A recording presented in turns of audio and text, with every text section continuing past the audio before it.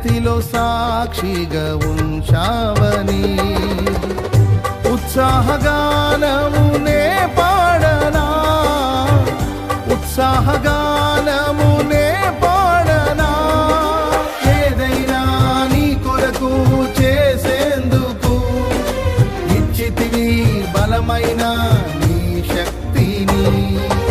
ఏదైనా నీ కొరకు చేసేందుకు ఇచ్చితివి బలమైన నీ శక్తిని. ఇది ఏ చాలును నా జీవితాంతము ఇలా నా